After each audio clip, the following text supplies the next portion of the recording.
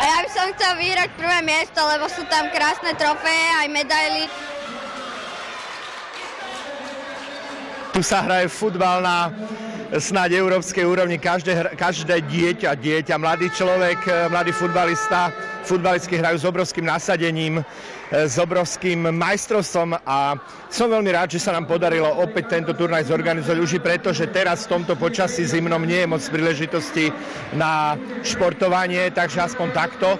A pre mňa samozrejme je to aj spoločenskou udalosťou, lebo tu štartujú mužstvá z partnerských miest. Na turnaji sa prezentovali aj dievčatá zo Slovana Bratislava. Ako ste vy videli ich výkony medzi tými chalanmi?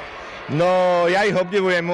Dievčatá nás inšpirovali k tomu, že aj my by sme mali mať dievčenské mužstvo v Pezinku.